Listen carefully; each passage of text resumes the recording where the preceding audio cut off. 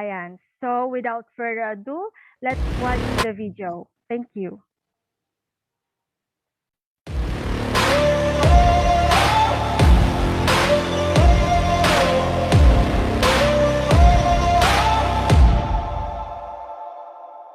I've got that lightning inside me, son of a god.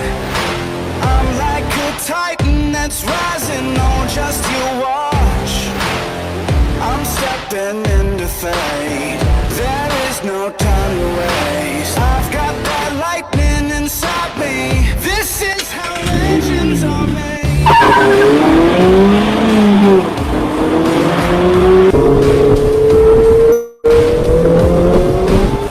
This is how legends are made.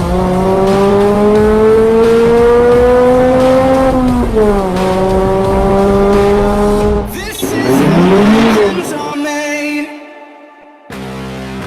I'm cranking up on the throttle, victory is mine.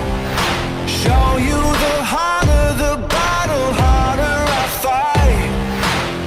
I've come too far to quit. Step back, I'm going in. I'm cranking up on the throttle. This is how legends are made.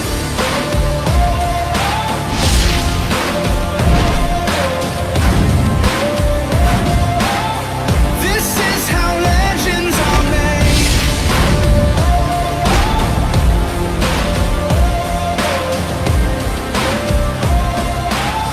This is how legends are made.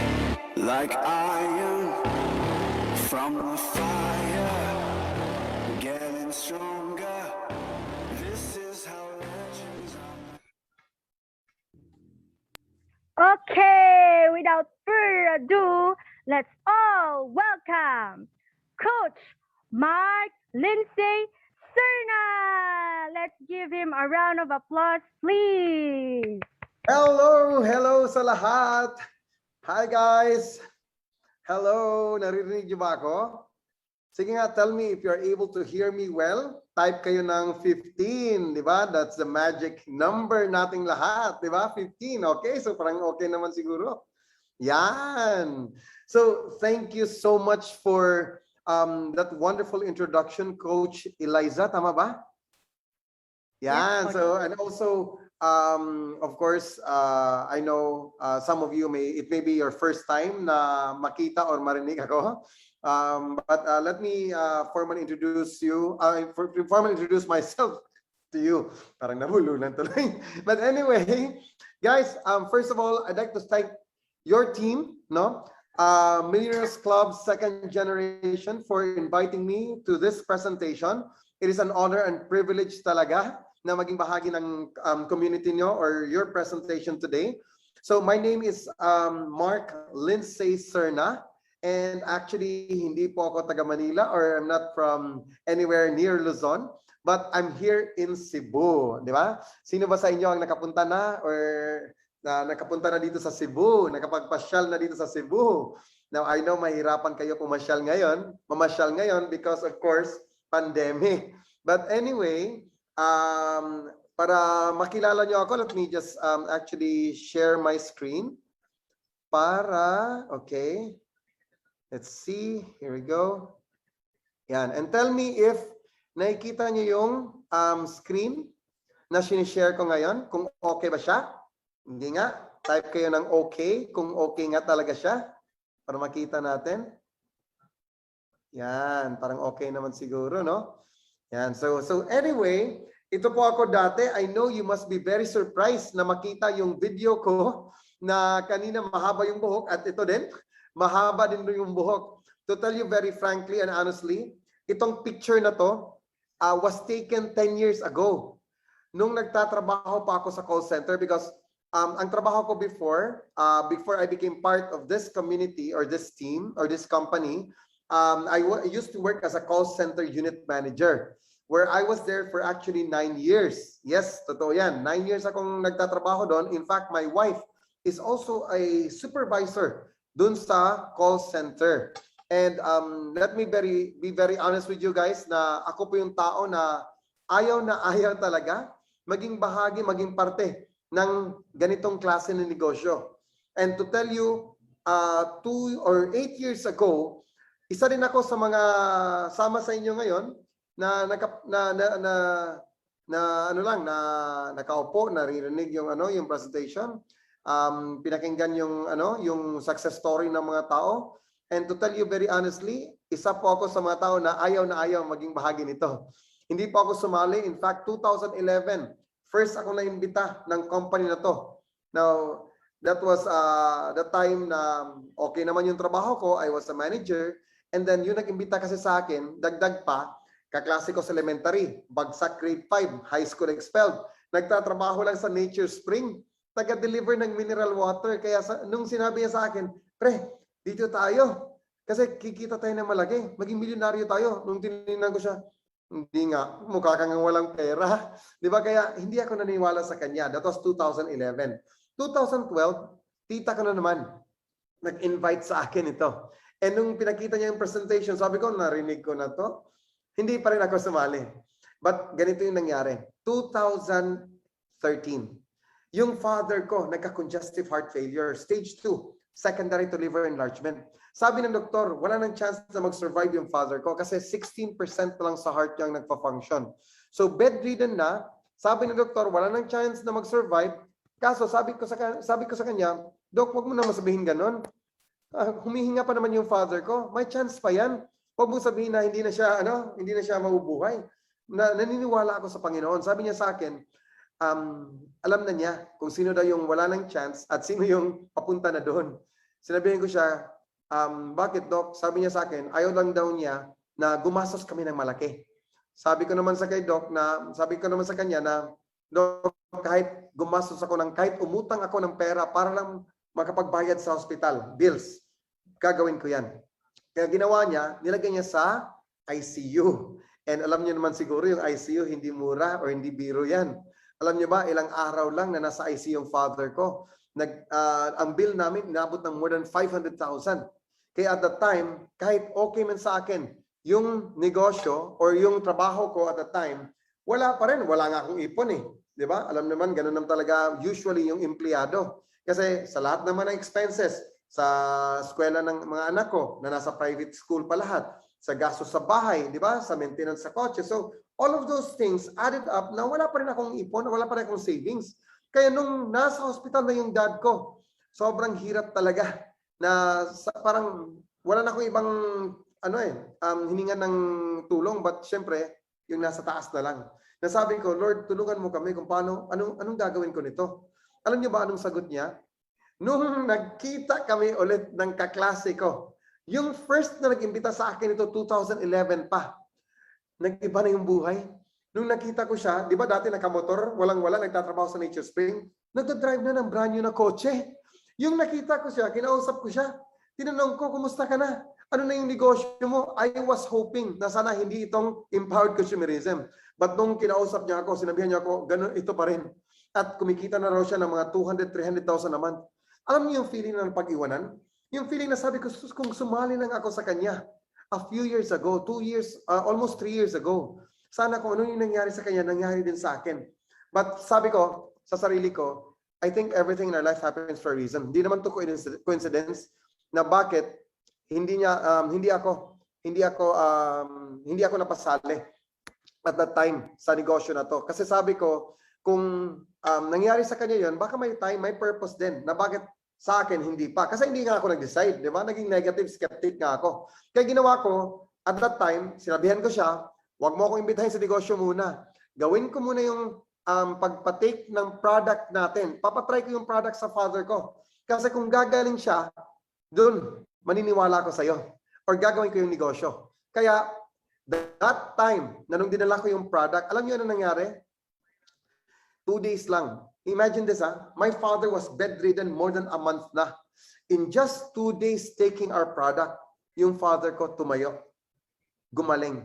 Kaya, palagpakan nyo yan guys, and I tell you, we have very wonderful products. Yung for instance sa inyo, I tell you, tinatawag namin yan na miracle products. Makipag-away talaga kami kung may magsasabi na pangit yung products natin. Kasi kami na mismo naging living testimony. Yung sister ko may mayoma, gumaling. Yung father ko, congestive heart failure, gumaling din. Yung slip disc ko, muntik na akong ma-paralyze, gumaling din sa product natin. Yung brother-in-law ko, no, na diabetic, gumaling din. Yung uncle ko, na muntik na rin matuluyan dahil sa diabetes, gumaling din dahil sa products. Kaya nung nasimulan namin na matry yung product, that was the time na sinishare namin sa buong mundo or kahit kanino na ma-meet namin itong mga wonderful products natin. And alam niyo anong nangyari?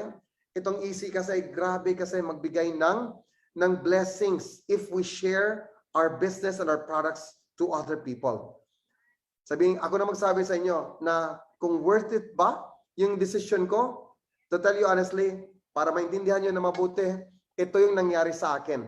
Kasi, di ba, skeptic na skeptic ako, and when nakita ko yung opportunity, sabi ko, ayaw ko nito. But nung gumaling yung father ko, makikita niyo dito in this picture, sobrang haba ng buhok ko, no? I had that for 23 years. But last year lang, after the pandemic started, dun ko nagupitan yan. Now, on my 3rd month, dito, kasi nung nag-share na ako ng business, ng products, in just 3 months, kumita kasi ako ng sobra pang mas malaki pa sa sinusweldo ko sa call center. I was earning around 60,000 a month sa call center. Kaso, when I started earning more than 60, almost 70,000 dito sa Empowered Consumerism, dun ko nasabi na parang may mali. Kasi dito, nagsa-sideline lang ako, kumikita ko ng ganito, paano kaya kung ito yung gagawin ko na full-time? Kaya at that time, nag-decide ako. Iniwan ko yung trabaho ko, tinanggal ko yung boss ko sa buhay ko, di ba? And at that time, 3 months lang, I was awarded as silver executive. And yung ambition, yung gusto-gusto ko lang talaga mangyari sa buhay ko dati, was to actually earn around 6 figures. Kasi nga, 60,000 yung income ko. On my 6th month, I was able to earn 119,000. And ito yung pinakaunang mga tao na naniwala sa akin. Hindi naman lahat naniwala. But kung sino yung sumabay sa akin, hanggang ngayon, sila yung actually kumikita ng sobrang laki na po. And you know what? On my 7th month, I was able to buy my first ever brand new car. Now, to tell you very honestly, I did not purchase this cash. Kasi this is worth 1.9 million. But nag-down payment lang ako ng 384,000 para makuha to. Nagbamonthly ako ng 32,000 a month. Wala na po akong trabaho. Imagine, I got this, natapos ko na, nabayaran. Kasi 8 years na ako sa company.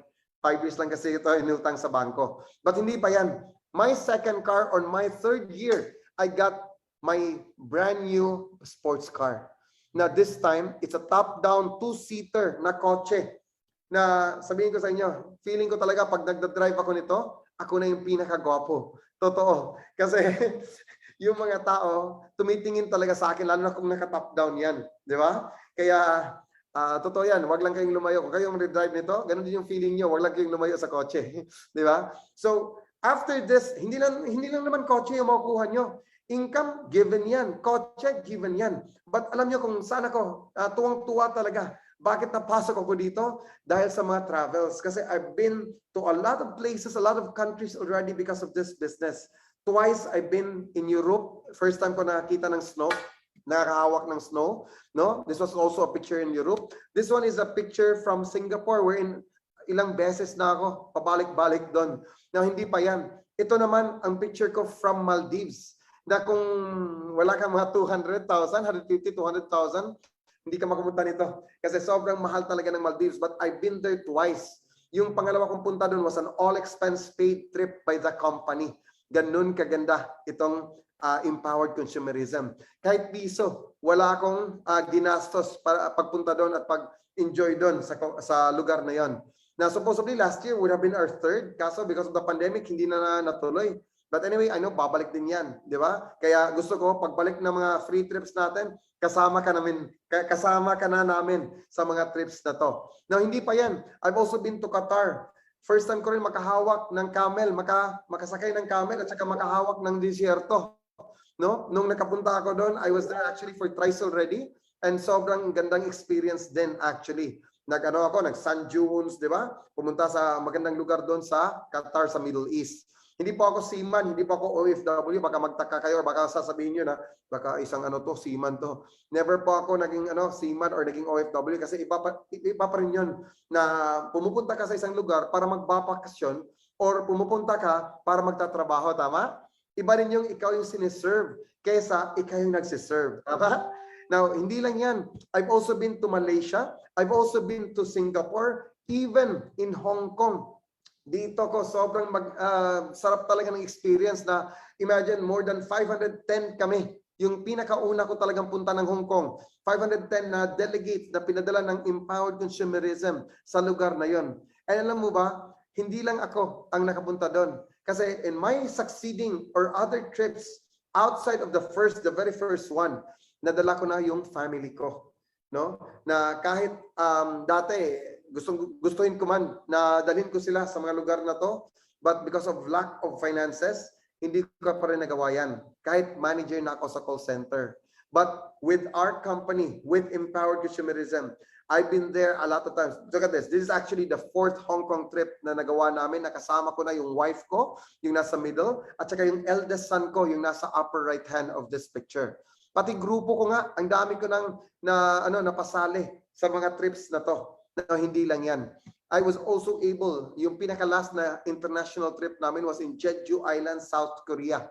Na i-imagine niyo na isang buong plane na charter ng company natin kasi we were more than 200 na delegates na pinadala ng Empowered Consumerism to Korea. Di ba? Dati nakikita lang naman natin to sa mga teleserye, sa mga soap opera, di ba? Ngayon napuntahan na talaga natin kung gaano kalamig, gaano kaganda yung lugar na yon. Doon namin na-experience talaga with only because of Empowered Consumerism. Na hindi lang yan. I was also able to go to Balisin, which is just another free trip na naman. This happened just about 4 months or 4 months ago na nilibre din kami ng mga mentors natin. Na isipin mo, ginastos na almost 2 million for 20 people alone. Na kung itong Balisin, hindi nyo to alam, dito kinasal si Cheese at saka si Heart Evangelista. No? Na itong lugar na to, kung pupunta ka nito, makapunta ka nito, parang nakapunta ka na rin ng 7 countries. Kasi itong Balisin, may mga siya, sa isang buong island, may 7 villages siya. May isang village na Bali, may isang village na Santorini, Greece, may isang village na Saint-Tropez, which is in France. Toscana is in Italy, di ba? Mykonos is in Greece, no? Costa del Sol is in Spain. Phuket is in Thailand. So all of these wonderful places, makikita mo na parang nandun ka talaga sa totoong lugar. Like this picture on the right hand is in Bali. Hindi naman yan talaga sa Bali, doon lang yan sa Balisin. Itong nasa baba naman is in France, di ba? Na parang nasa France talaga ako. And hindi lang yan, ito naman sa Santorini. And yung sa baba naman is in Italy. So all of these places na napuntahan ko, dahil ito sa Empowered Consumerism. Di ba? Now, hindi lang yan. Pati yung bahay ko na napatayo ko na with this business, hindi ko pa naman to dream house. But medyo for our first house, okay na din. But let me tell you guys na, alam nyo ba, hindi naman ako pinaka-proud dahil sa bahay o sa kotse or sa travel o sa income na kinikita ko dito na minsan inabot na ng more than 7 figures per month. Now, saan ako mas sobrang proud talaga? Dito.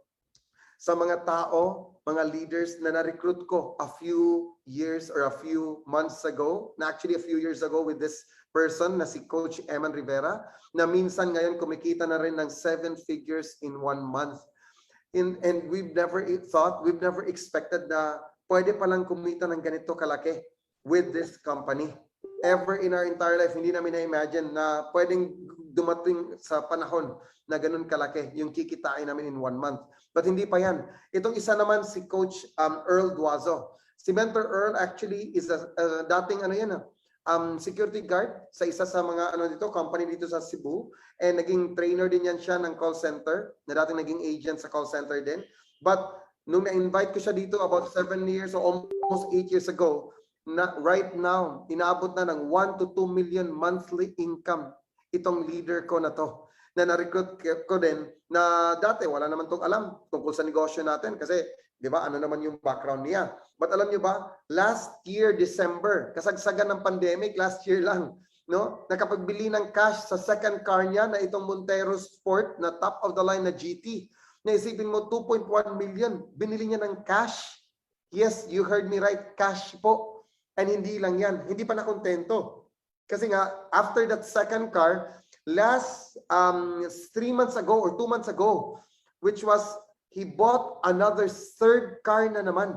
And this time, it's a Ford Raptor na binili din ng cash that worth 2 million din.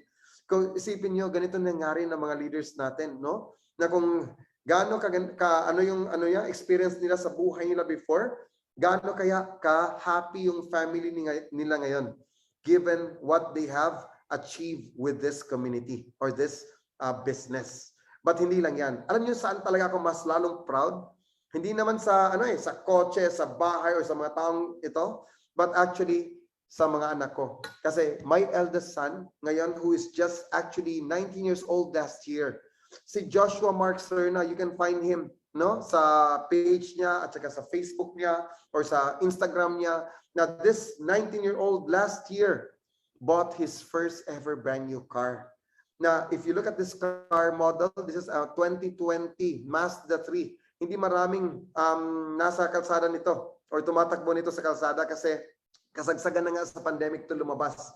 Nabili niya to na kahit piso, wala akong binigay sa kanya kasi itong anak ko na to, kumikita na naman ngayon ng 6 figures per month.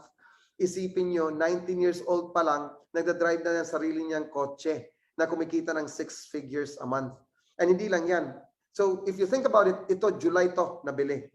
July last year, 2020. Alam nyo ba, in August, so July, August, the month after, yung asawa ko naman, bumili ng sarili niyang kotse din. Na ayaw niya ng maliit, ayaw niya ng sedan, ayaw niya ng yung mga SUV lang, but gusto niya pick-up truck. Kaya ito, sa asawa ko naman to. And tingnan nyo gano'n na karami yung kotse namin, but hindi pa yan. Kasi after her car, in September naman, last year din, 2020, I was able to buy this property na 3,138 square meters na Camotes Island property lot na overlooking to sa buong Cebu. Kaya if you are on top of my lot, makita mo at night yung buong lights ng Cebu. Ganun kaganda. Ganun dito ko itatayo yung dream house ko na talaga, which is sisimulan ko next year. Kaya goal talaga ng family na pagpatayo ng probably less than 30M na worth na bahay dito sa property na to. But hindi pa nagtatapos dyan. Kasi last May lang, I was able to buy this family van wherein sobrang baliw talaga kami. After what happened to us with this community or with this company, sabihin ko sa inyo, we've never experienced luxury or things like this back when we were still working. And dito lang namin to nagawa because of Empowered Consumerism. And pinaka-recent, a few weeks ago lang, ang pinakabago ko naman nakuha was actually a lot na 300 square meters na naman na this time dito mismo sa Cebu, sa sentro mismo ng Cebu, na makikita mo mismo talaga itong whole city of Cebu na 300 square meters na also papatayuan ka rin ng another bahay na naman dito sa Cebu. So if this is what happened to me, kasi this used to be my family, no? But sabihin ko sa inyo, ngayon, what I have given to them, to my kids, because, grade 6 ako, iniwan ako ng parents ko. Baka sabihin nyo na, baka mayaman ka na, kaya nagawa mo na to, nabili mo na to mga ganito. Now, sabihin ko na sa inyo na grade 6, iniwan ako ng both parents ko. My mom went to the States and nakalimutan na kami. After 6 months, yung father ko naman, nakalimutan naman din kami. I was the eldest at grade 6 at that time. My sister was grade 5. Yung pinakasunod sa akin. Yung pinakabunso namin was only 4 years old. Kasing laki lang ng bata, ng baby na nasa harap na ng picture na to, which is my youngest daughter. Now, at that time, walang-wala kami. I've never, parang hindi ko in-expect na ganun yung mangyari kasi we live a very wonderful life.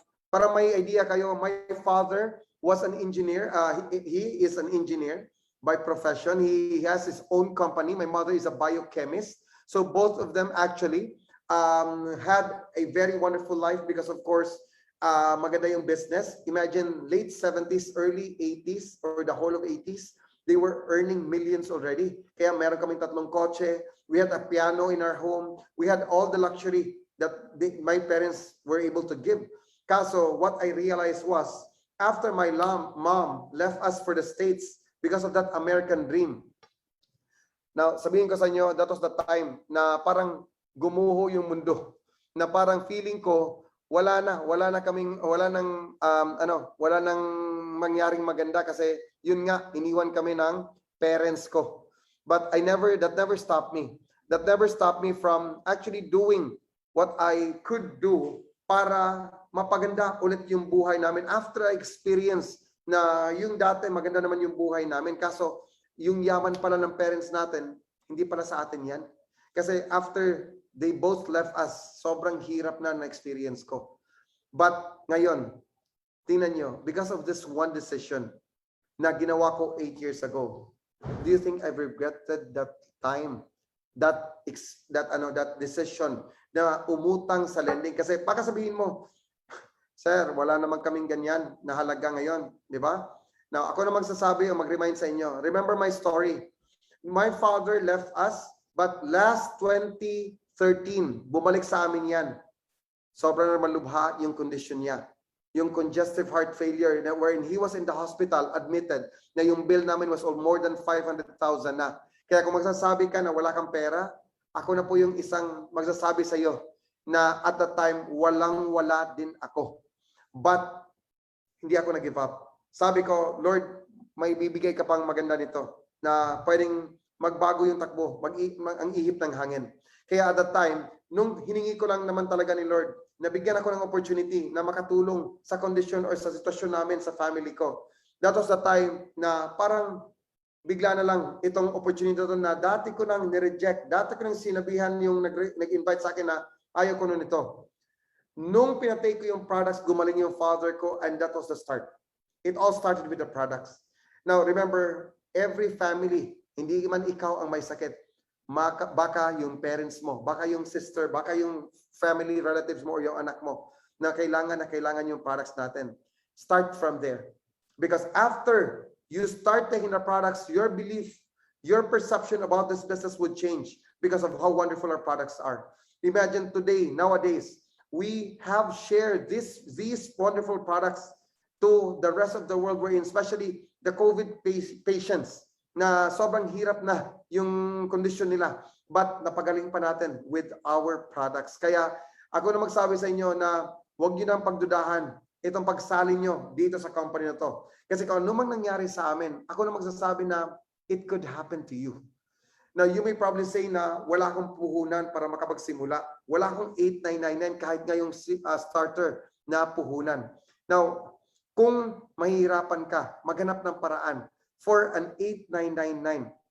Let me tell you, kalimutan mo nang magmilyonaryo. Kalimutan mo nang kumita ng malaki. Kasi 8999 nga, hindi mo mahanapan ng paraan. Paano pa kaya yung milyon-milyon? Tama? Now, sabihin mo man sa akin na, ang sakit mo man magsabi, sir. Ang sakit mo man magsalita. Di ba? Ang katotohanan or ang reality, masakit naman talaga yan eh. Now, but ang tanong ko lang, hanggang kailan ba para ma-realize mo na itong 8999, kahit yung pangsimula lang na 89, kahit ngayong 15 packages na 134,985 na pinakamalaki na puhunan para makasimula nito. Kung feeling mo, malaki yan. Di ba? Now, I tell you, paano na kaya yung 1 million? Di ba? Paano na kaya yung million? Kaya yung 135,000, kasi yun talaga ang nakapagbago sa buhay ko. Wala akong pang bayad ng 8999 kahit at that time, no? 8 years ago. But umutang ako sa lending. Now, ako na magsasabi na hindi na ako mahiya sa inyo magsabi na ginawa ko ng paraan kasi sabi nila, if may gusto, may paraan. Ginusto ko lang. Hindi ko man alam kung saan ko kukunin yung pera para pagsimula dito. Kahit nga 899, wala ako kasi at that time, 500,000 yung bill namin sa hospital. Yung kuryente namin, puputulin na, 8,000 din yung bill namin. Yung tuition ng mga anak namin, 2 weeks na lang mag-i-exam na, 20,000 yung tuition. Hindi ko pa rin nabayaran. But, umutang ako sa lending para makapagkuha ng 15 accounts a few years back. And let me tell you that 15 packages changed my life completely. Dito ko lang na-try na ano ba naman yung 135 na ngayon minsan kikitain lang natin ng half day or minsan less than a few hours lang. Di ba? Less than 2-3 hours lang. Now, kung worth it ba yung decision ko, ako na pong magsasabi din sa inyo na yes, sobra-sobra po ang binigay ng company natin. Now, I know you probably are sitting right there thinking and probably doubting na mangyari ba sa akin yung nangyari sa kanya? Pwede bang ano din, abutin din ng time na makabili din kami ng kotse, makapagtayo din kami ng bahay, makabili ng properties. A few years ago, 8 years ago, guys, ako na magsasabi na I was just like you. Sitting there, listening to the speaker, and sabi ko, baka hindi nga mangyari sa akin yan. Nagduda rin ako, natakot din ako. Kasi uutangin ko pa yung pangpuhunan pagsimula ko dito. But I got, parang nilakasan ko lang yung loob ko. And sinimulan ko siya. I just made the first step. Hindi ko man alam, kasi wala namang magaling kaagad, di ba? Kung sasabihin mo na mabuti pa yung mga speakers kasi sobrang lang galing mag-explain, wala namang magaling eh. I know, ano yung alam mo ngayon, hindi mo rin alam yan a few years ago. Kagaya ko. But nung sinubukan, tinry ko yung negosyo. At sabi ko, why not give it a try? Sige, try nga natin. Di ba? Ang dami na natin ginawa na risk dati pa eh. Di ba? Umuutang nga yung tao. Umuutang ako dati para makabili ng cellphone. Di ba? Umuutang ako para makabili ng TV, para magbakasyon. Ginagawa natin yan. Pero may nangyari ba? Kumikita ba tayo sa pagbili natin ng cellphone? Sa pag-utang natin para mag-fiesta or mag-celebrate ng birthday? Di ba? Minsan nga, ano pa eh, nagre-reklamo pa yung kapitbahay mo na inimbita mo na hindi raw pangit daw yung lasa ng niluto mo, na inutang mo pa naman yun. Di ba? Now, sabihin ko na sa inyo na yung nag-decide ako, sinimulan ko siya. Kahit hindi ko siya alam kasi ang kagandahan dito, you will not be alone. Hindi ka pababayaan ng tao na nag-imbita sa'yo. Kasi kung ano man yung success mo dito or if maging failure ka man dito, that will be crucial to the success of the person na nag-imbita sa'yo. Kung mag-fail ka, mag-fail din siya. If maging successful ka dito, maging successful din siya. Kaya nga, we call this as a helping business. Hindi ka namin hahayaan na walang mangyari sa'yo. Kasi these people will definitely, like this team ngayon, na Millionaires Club second generation, na yung mga nag-iimbita, ng mga uplines natin, yung nag-explain ng mga ng presentation kanina pa, they are the people who will be able to best help you para maabot mo din yung pangarap mo. Kasi what they're going to do is to share their expertise, share their knowledge, ano man yung experience nila na kung pwede, kung yung mahirap na part, hindi mo na madaanan. But of course, minsan kailangan mo din pa rin talaga daanan yung mga experiences na dapat mong daanan para of course, doon ka natututo kasi. Di ba? Kasi if you start this na parang lahat ng iimbitahin mo, maganda. Ang pangit naman ng storya na nag-1 year, 2 years ka, and sasabihin mo na dito, gaganda yung buhay natin na wala namang rejection, walang negative na nangyari. Lahat pay-in talaga. Di ba? Hindi nakaka-inspire yan. But if you endure the journey, no? Face the challenges, di ba? Accept the disappointments, the rejections, and then after a year or two, you too will be able to buy your car, buy your house, build your house, kumita ng 7 figures, kahit magsimula nga lang ng 6 figures. Then, paano kaya ka magsalita? Paano kaya ka magkwento sa storya mo after a few years from now? Yung iba nga, kasi iba-iba yung journey dito eh. Yung iba nga, hindi inaabot ng 1 year. Nag-6 figures na a month. Yung iba nga, hindi lang umabot ng 6 months, nakapagbili na ng first brand new car nila. Now guys, if this happened to us, if this happened to all of these people na naging successful with Empowered Consumerism, I tell you, it could happen to you as well. So what do you need to do right now? Number 1, decide. Decide that you want change in your life. Kasi kapatid, ako na magsasabi na if you will continue to do what you've always done, you will continue to get what you've always got. Ilang years ka na ba nagtatrabaho sa ginagawa mo ngayon? Kumusta na ba yung buhay mo ngayon? Kumusta na yung savings mo? Kumusta na yung family mo? Baka sasabihin mo ngayon nga, kontento naman ako, sir. Kontento naman ako sa kung ano yung buhay namin. Okay, sige, ikaw kontento ka. Ang tanong, yung asawa mo, kontento din ba siya sa buhay na binigay mo sa kanya? Kasi baka nung nag-ano ka pa, kinokort mo pa siya, no? Sinusuyo mo pa siya. Sobrang ganda ng sabi mo na future na mangyayari sa inyo. Nabigyan mo siya ng magandang bahay, baka mansion pa, di ba? Kotse, di ba? Magandang future sa mga anak nyo. But ngayon, tanungin mo nga siya kung kumusta siya. Di ba? Kasi baka ikaw lang magsasabi na okay ka, pero yung family mo, hindi naman. Yung mga anak mo. Baka dream house mo na yung, kung saan kayo nakatira ngayon. Pero baka hindi yan yung dream house ng mga anak mo or yung family mo. Di ba? What if ako na magsabi sa iyo na wag mo nang isipin yung sarili mo lang. Kasi before, I was just like you. Manager ako sa call center. Sabi ko dati, makakain lang kami ng 3 times a day, okay na sa akin yan. Makatulog lang ako ng magandang bahay, magandang kwarto na aircon na, okay na ako yan. Yes, totoo. Ganun naman yung nangyari sa akin or sa family ko. But you know what? I realized I was being selfish. Bakit? Ang iniisip ko, sarili ko lang pala eh. Bakit? Nakakain nga ako ng 3 times a day. Ang tanong, yung family ko, yung mga kapatid ko, yung parents ko, sila din ba kumakain ng masarap nung kumakain ako ng masarap? Nung nakapagpasyal ako sa magandang lugar, nung na-experience ko yung mga bagay-bagay na na-experience ko dahil sa income ko, sila din ba naka-experience din? Nung nakatulog ako ng magandang kwarto, aircon na kwarto, sila din ba, komportable din ba sila sa buhay nila? Baka nasa, ano lang yan, banig lang sila or nasa, anong klase na, higaan lang. Like what I said, let's not be selfish.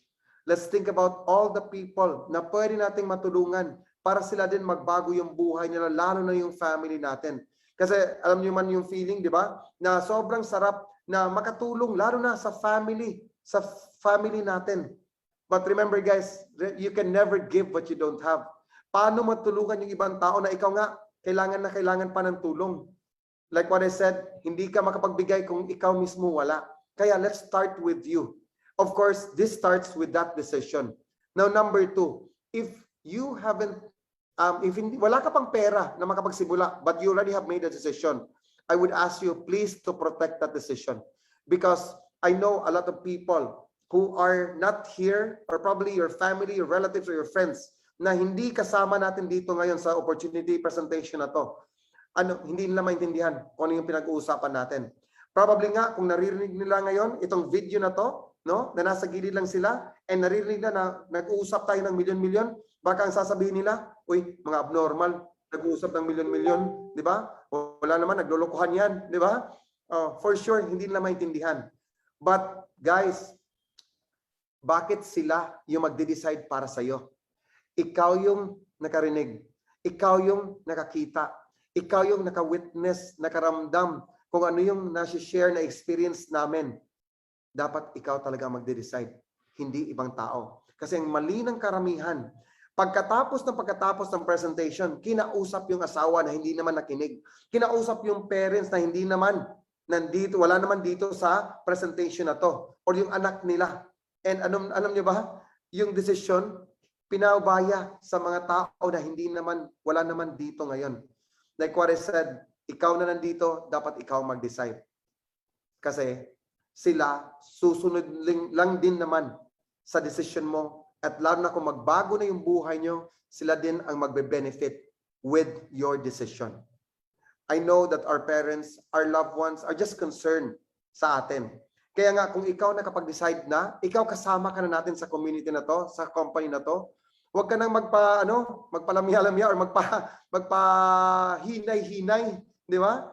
Bilisan mo na kasi para sila, makonvince mo na din yung family mo kasi alam naman natin yung pinakamahirap na i-convince lalo na yung mga close sa atin, yung family natin na minsan inaasahan natin na sila yung susuporta sa atin.